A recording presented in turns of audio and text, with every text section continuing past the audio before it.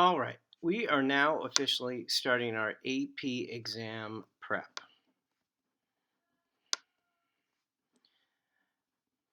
And what this requires is be able to take all the units we learned and be able to understand how we can practice what we need to practice to remember the key things, the formulas, the concepts that we need for calculus to pass the exam. This is the most important part of the course right now. So I'm going to do a quick summary on the sheet of paper. You can follow along and you can write what I'm writing. I'm not going to have a PDF of this, so you can press pause and write down what I am writing. So in Calculus AB,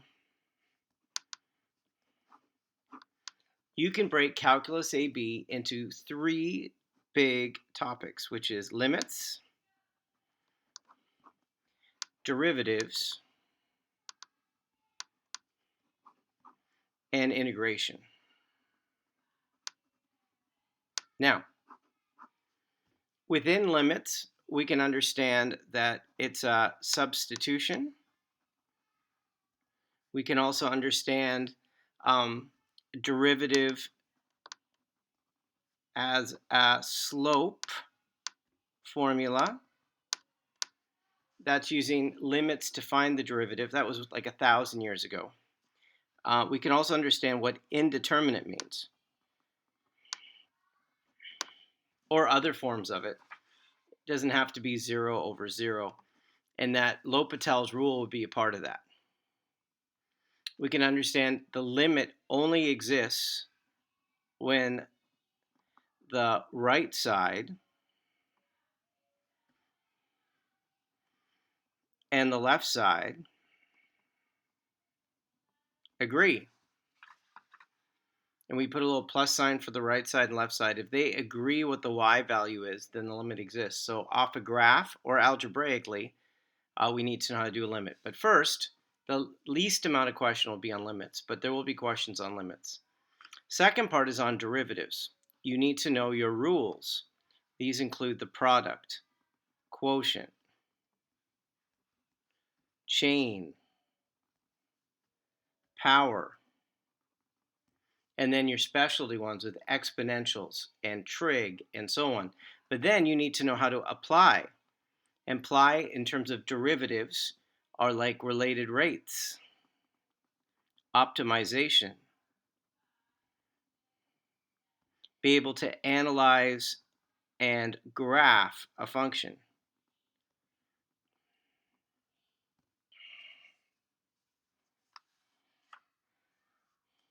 I know, it's tough. And then the last part is integration. And again, integration, anytime you can press pause. Integration, again, you need to know the rules. And again, you need to be able to apply integration. So when you apply integration, that has to do with area, average value. That has to do with volume. When that might involve position, velocity, and acceleration, though that could also be derivatives. So it'd be helpful, because this is a very rough summary of what we've done in calculus. It'd be helpful if you had sheets of paper that would actually do it for you, that you could have. And so I supplied them for you. So I need you to print these out. They're on my website on the assignment. And so let's just start with one at a time. So, and I'll just show it to them quickly. And what I'd like you to do is I'd like you to have them printed out and with you as we do our prep work. So at first you have them printed out, or you might have to write them out if you don't have a printer. But here I want you to just see that this is one sheet with as much as possible that summarizes the whole course. So you can see one column to do with derivative rules. You can see another column to do with integration rules. You can see that you might need to know some trig identities. How do you find volume? Some fundamental theorems. And so first one is a definite integral. So what does that mean in terms of integration and substitution? Start plus means a starting value problem. Second fundamental, which is the derivative integration undo each other. It's a substitution, but there might be a hook with the bound. How do you roughly take an integration if you need to approximate it? So the trapezoidal rule, or a Riemann sum with rectangles. How do you find average rate of change? AROC, that's algebra. How do you find IROC? That's the derivative. How do you find what does the mean value theorem mean? So the MVT means where does AROC equal IROC? What is the average value of a function? Oop, down there. The intermediate value theorem. If it's a continuous function and you know two y values, then a y value in between must take place somewhere. So you have two y values. If it's continuous and you know a number in between, there must be at least one point in between what must equal that y value. The extreme value theorem, function is continuous, has both an absolute minimum and an absolute maximum on the interval. But anyways, here is one place. Oh, and on the left corner here has to do with speed is the absolute value. Displacement is integration with no absolute value. And then total distance is integration with absolute value. But here's one sheet that can help you. I have another sheet for you to print out. So here's memorization sheet number 1. And again, if you love flashcards, then that's what you should do. But most I think you should do is print this out and have it like in a little, staple it up and have it there as you're doing questions. Don't try to memorize it right away. Like work with the sheets, and then as we get closer to the exam, then you have to let the packet go. But you need this. So what are things you need to memorize? How to find the area between two curves. How to find volume, whether it's a disk or a washer. Volumes of known cross sections. Position, velocity, acceleration. These are all topics we've done, but when we don't practice, we forget. So here's a reference sheet to come back to help you with displacement and so on.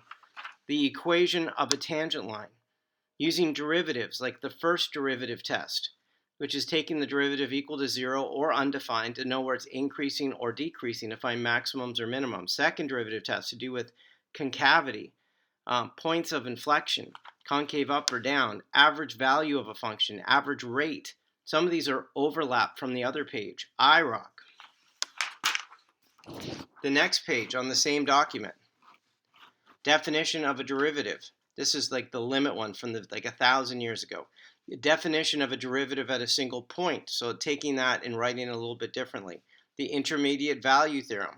Again, this idea that if you know the ends and it's continuous, then if there's a y value in between those y values, there must be a point that exists.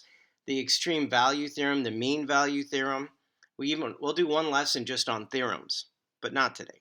A definition of continuity. That the limit and the actual value of the function. So if the limit on the right equals the limit on the left and it equals the value of the function at that is the calculus definition of what it means to be continuous. It's limit and the value of the function. If they all are equal to each other, because this could exist, but there could be a hole in it. So all three, that's the calculus definition of what continuity means. So remember that it can be continuous and not differentiable. So remember, like an absolute value, you could have a cusp or a corner. That's continuous, but you can't take the derivative there. How do you approximate integration or area under a curve? Riemann sums, trapezoidal sums. Remember diffie-q's, differential equations, approximating using a tangent line, sometimes called linearization. Derivatives of inverses. No, it's the reciprocal, the derivative. And then the fundamental theorem of calculus. One's for a definite integral. The other one is that they undo each other. And then you do the substitution. So there's your first document. And then the second one. So when you print it out, if you're not going back to back, it'll be 5 pieces of paper. But if you're going back to back, it'll be 3 pieces of paper. So here's the next one. Again, there's some overlap here. But then you have them all. So this page is only derivative rules, and it's kind of spread out in a nice way. This next page is only integration rules, and again, it's kind of spread out in a nice way. It goes through all the rules we've done. So you have that in front of you. I expect that you have it in front of you when we do our work. So we have derivative. I think that's all of them, right? So that is 5 pieces of paper, or back to back, it would be 3 pieces of paper. And so I'd like you to have all 3 out as we are prepping. So from here on in, every lesson is going to be going over questions from any part of calculus and trying to do our best that the more we practice, the more we're going to remember. All right, Mr. GMath, over now.